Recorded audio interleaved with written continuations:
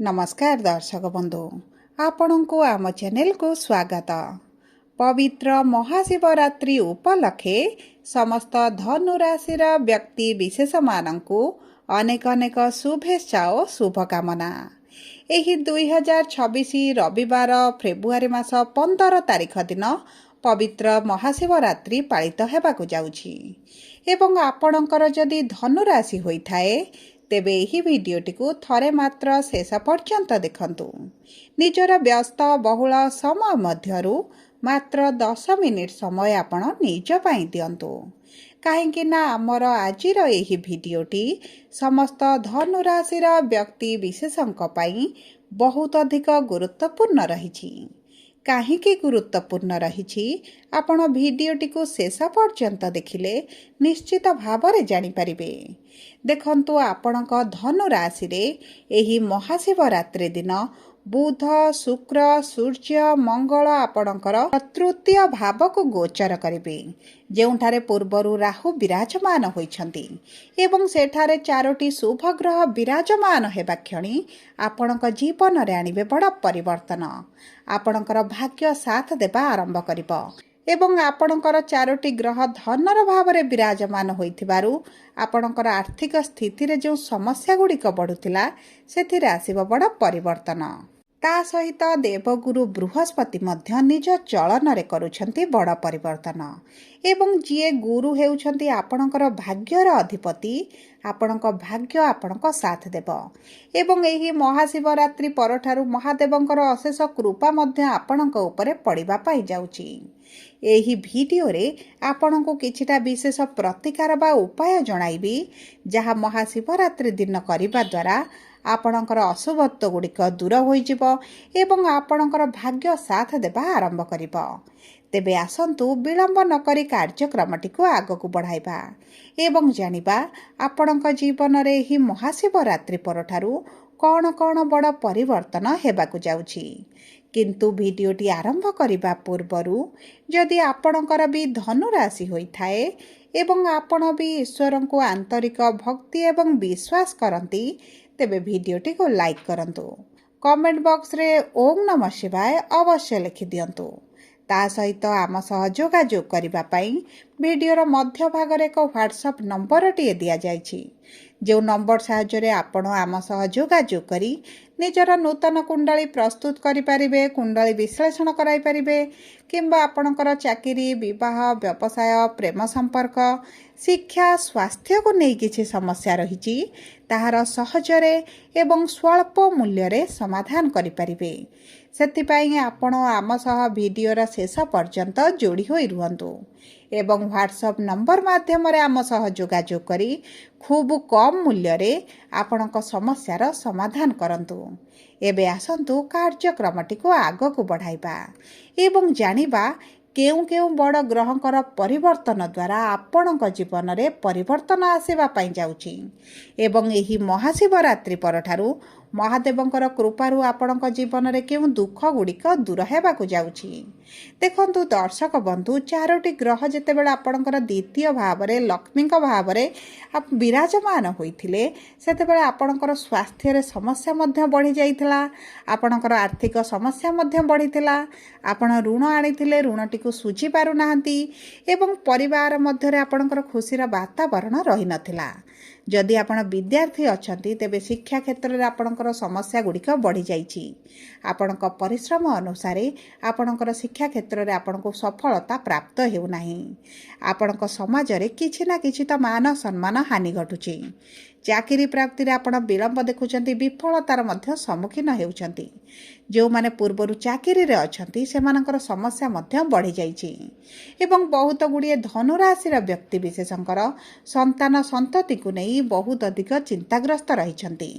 आपणक व्यापार रे पूर्व भली आपणकर लाभ हेउ नाही। व्यापार बुड़ी गला भली लागुची व्यापार रे लॉस होला भली मध्य आपण अनुभव करूछंती। आपणक प्रेम जीवन हेउ किंबा आपणक दाम्पत्य जीवन हेउ छोट कथा को नहीं जो कलह समस्या गुड़िक बढ़ी जाउची ताहा आपणकर मानसिक स्वास्थ्य सहित आपणकर शारीरिक स्वास्थ्य को मध्य बहुत अधिक प्रभावित करुथिला। तेबे देखंतु एही भली जहा भी समस्या आपणक जीवन रे चालुथिला ତାହା ଏବେ ଦୂର ହେବା ପାଇଁ ଯାଉଛି। ଆପଣଙ୍କ ଜୀବନରେ ପୁଣି ଥରେ ଖୁସି ଫେରିବାକୁ ଯାଉଛି। ତେବେ ସର୍ବପ୍ରଥମେ ଜାଣିବା ଆପଣଙ୍କର ସ୍ୱାସ୍ଥ୍ୟଟି କିଭଳି ରହିବ। ଦେଖନ୍ତୁ, ଏହି ମହାଶିବରାତ୍ରି ପରଠାରୁ ଆପଣଙ୍କର ରସ୍ୟାଧିପତି ଦେବଗୁରୁ ବୃହସ୍ପତି ସପ୍ତମ ଭାବରେ ବିରାଜମାନ ହୋଇ ସପ୍ତମ ଦୃଷ୍ଟି ଆପଣଙ୍କର ପ୍ରଥମ ଭାବକୁ ପ୍ରଦାନ କରିବେ। ଯେଉଁ କାରଣରୁ ଆପଣଙ୍କର ରୋଗ ପ୍ରତିରୋଧକ ଶକ୍ତିରେ ବୃଦ୍ଧି ଘଟିବ। ଆପଣଙ୍କର ପେଟରେ ଗ୍ୟାସ୍, ଡାଇଜେସନରେ ସମସ୍ୟା ଏବଂ ପେଟରେ ବିଭିନ୍ନ ପ୍ରକାର ଯେଉଁ ସମସ୍ୟା ଗୁଡ଼ିକ ବଢ଼ିଯାଇଛି ସେଥିରୁ ଧୀରେ ଧୀରେ ଆପଣ ଉପଶମ ପାଇବା ଆରମ୍ଭ କରିବେ। ସବୁଠାରୁ ବଡ଼ କଥା ହେଲା ଆପଣଙ୍କର ଖାଦ୍ୟକୁ ନେଇ ଆପଣଙ୍କର ବିଶେଷ ଭାବରେ ସମସ୍ୟା ଗୁଡ଼ିକ ବଢ଼ିଯାଇଛି। ମୋଟାପା ବଢ଼ିବା ସହିତ ଆପଣଙ୍କର ମେଦବହୁଳତା ବୃଦ୍ଧି ହେବା ସହିତ ଆପଣଙ୍କର ବ୍ଲଡ଼ ରିଲେଟେଡ୍ ସମସ୍ୟା ଗୁଡ଼ିକ ମଧ୍ୟ ବୃଦ୍ଧି ପାଉଛି। ଆପଣଙ୍କର ବିପି ହେଉ, ଡାଇବେଟିସ୍ ହେଉ, କୋଲେଷ୍ଟ୍ରଲ୍ ହେଉ, ଥାଇରଏଡ଼୍ ହେଉ, ଯେକୌଣସି ଆପଣଙ୍କର ବ୍ଲଡ଼ ରିଲେଟେଡ୍ ସମସ୍ୟାଟିଏ ଯଦି ପୂର୍ବରୁ ରହିଥିଲା ତାହା ବଢ଼ିଯାଇଛି ଏବଂ ଆପଣଙ୍କର ଯଦି ନଥିଲା ତାହା ମଧ୍ୟ ବାହାରିଛି। କିନ୍ତୁ ଏହି ମହାଶିବରାତ୍ରି ପରଠାରୁ ଧୀରେ ଧୀରେ ଆପଣଙ୍କର ଏହି ସ୍ୱାସ୍ଥ୍ୟ ସମସ୍ୟା ଗୁଡ଼ିକ ଦୂର ହେବା ଆରମ୍ଭ କରିବ। ଆପଣଙ୍କ ସ୍ୱାସ୍ଥ୍ୟରେ ଆପଣ ଧୀରେ ଧୀରେ ପରିବର୍ତ୍ତନ ଦେଖିବେ। ଯଦି ଅଧିକ କଷ୍ଟରେ ପୀଡ଼ାରେ ଅଛନ୍ତି ତେବେ ମଧ୍ୟ ଉପଶମ ଅନୁଭବ କରିବେ। ଆପଣଙ୍କର ରୋଗ ପ୍ରତିରୋଧକ ଶକ୍ତି ବଢ଼ିବା କାରଣରୁ ଆପଣଙ୍କର ଅଧିକାଂଶ ସ୍ୱାସ୍ଥ୍ୟ ସମସ୍ୟା ଆପଣଙ୍କର ଦୂର ହୋଇଯିବ। ତାହା ସହିତ ଗୁରୁ ଯେହେତୁ ବୁଧଙ୍କ ରାଶିରେ ଅଛନ୍ତି, ଆପଣଙ୍କର ମୁଖ ସମ୍ବନ୍ଧିତ ସମସ୍ୟା ଗୁଡ଼ିକ ମଧ୍ୟ ବହୁତ ଜଲ୍ଦି କମିବା ଆରମ୍ଭ ହୋଇଯିବ। ଏବେ ଆସନ୍ତୁ ଜାଣିବା କିପରି ରହିବ ଆପଣଙ୍କର ଆର୍ଥିକ କ୍ଷେତ୍ର ବା ଆପଣଙ୍କର ଆର୍ଥିକ ପରିସ୍ଥିତିଟି। ଦେଖନ୍ତୁ, ଆପଣଙ୍କର ଅର୍ଥର ଭାବରେ 4ଟି ଶୁଭଗ୍ରହ ରହିଥିଲେ, କିନ୍ତୁ ଅର୍ଥର ଭାବର ସ୍ୱାମୀ ଯେହେତୁ ଶନି ହୋଇଥାନ୍ତି ଏବଂ ଶନିଙ୍କ ଗୃହରେ ସୂର୍ଯ୍ୟ, ଶୁକ୍ର, ମଙ୍ଗଳ, ବୁଧ ରହିଥିଲେ, ଶତ୍ରୁଗ୍ରହ ଗୁଡ଼ିକ ରହିଥିଲେ, ଆପଣଙ୍କର କରଜ ବଢ଼ିଥିଲା, ଲୋନ୍ ବଢ଼ିଥିଲା। ଲୋନ୍କୁ ଶୁଝିବା ପାଇଁ ଚାହିଁଲେ ମଧ୍ୟ ଆପଣଙ୍କର ଖର୍ଚ୍ଚ ବଢ଼ୁଥିଲା, ବ୍ୟୟ ବଢ଼ୁଥିଲା, ଯେଉଁ କାରଣରୁ ଆପଣ ଶୁଝି ମଧ୍ୟ ପାରୁନଥିଲେ। ଋଣର ଭାର ଆପଣଙ୍କ ଉପରେ ବଢ଼ି ଚାଲିଛି କିନ୍ତୁ କମୁନଥିଲା। କିନ୍ତୁ ଏହି ମହାଶିବରାତ୍ରି ପରଠାରୁ ଯେତେବେଳେ ଏହି 4ଟି ଗ୍ରହ ଆପଣଙ୍କର ଦ୍ୱିତୀୟ ଭାବ ଧନର ଭାବକୁ ତ୍ୟାଗ କରିବେ, ଆପଣଙ୍କ ଆର୍ଥିକ କ୍ଷେତ୍ରରେ ସ୍ଥିରତା ଆସିବ।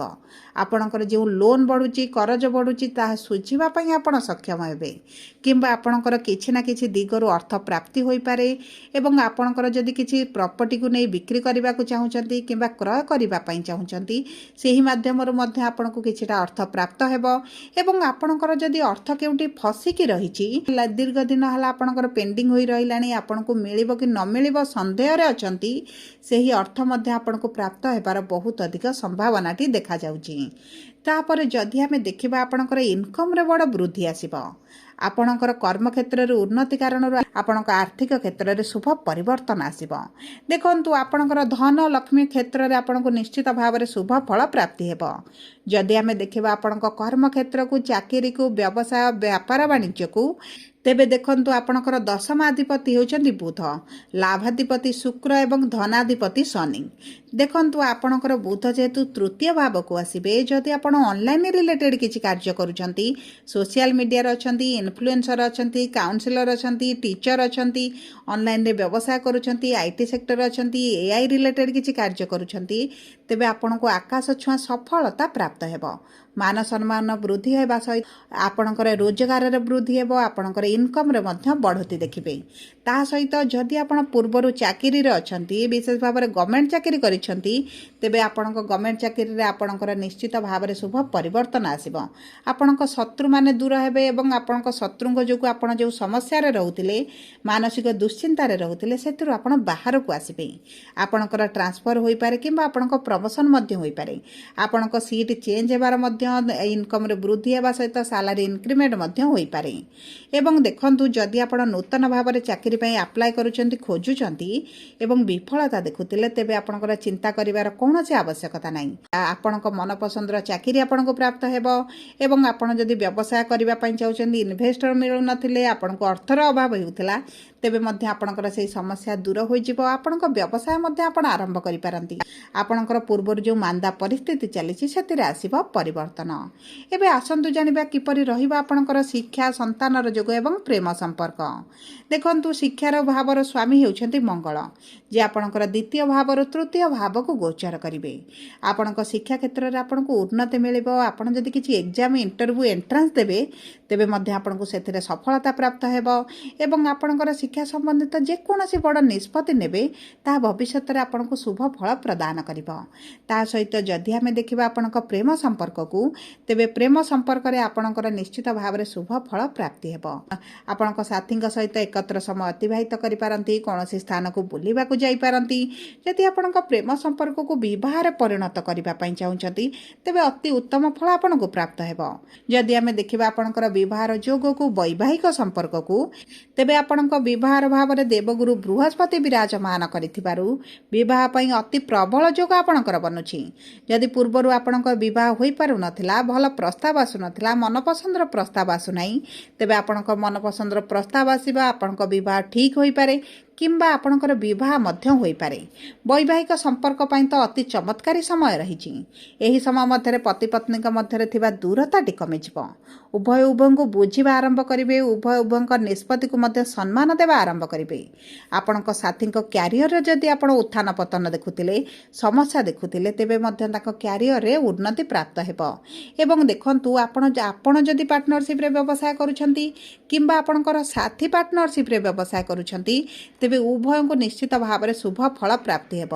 ସବୁ ପରେ ମଧ୍ୟ ଯଦି ଆପଣଙ୍କ ଦଶା ମହାଦଶା ପାଇଁ କିଛି ଅଶୁଭତ୍ୱ ରହିଥାଏ, ତେବେ ଆପଣ ମହାଶିବରାତ୍ରି ଦିନ ଗଙ୍ଗା ଜଳରେ ମିଶାଇ ସ୍ନାନ କରନ୍ତୁ, ମହାଦେବଙ୍କ ମନ୍ଦିରରେ ମିଶିରି ଭୋଗ ଲଗାନ୍ତୁ, ଜଳ ଅର୍ପଣ କରିବା ସହିତ 21ଟା ବେଲପତ୍ର ହେଉ କିମ୍ବା 108 ବେଲପତ୍ର ଆପଣ ଅର୍ପଣ କରନ୍ତୁ। ମହାଦେବଙ୍କର ମହାଶିବରାତ୍ରି ଜାଗରର ବ୍ରତ ମଧ୍ୟ ରଖନ୍ତୁ ଏବଂ ଚେଷ୍ଟା କରନ୍ତୁ ପ୍ରଭୁ ଗଣେଶଙ୍କର ମଧ୍ୟ ପୂଜାର୍ଚ୍ଚନା କରିବା ପାଇଁ। ଦେବଗୁରୁ ବୃହସ୍ପତି ରସାଧିପତି ହୋଇଥିବାରୁ ଆପଣ ହଳଦୀ ରଙ୍ଗର ବସ୍ତ୍ର ପରିଧାନ କରନ୍ତୁ, କିଛି ଖେଚୁଡ଼ି ବା ହଳଦୀ ରଙ୍ଗର ଜିନିଷ କିଛିଟା ଦାନ କରନ୍ତୁ ଏବଂ ପ୍ରାତଃ ସମୟରେ ସୂର୍ଯ୍ୟଙ୍କୁ ଜଳ ଅର୍ପଣ କରନ୍ତୁ। ଆପଣଙ୍କ ଭାଗ୍ୟ ଆପଣଙ୍କ ସାଥ ଦେବା ଆରମ୍ଭ କରିବ।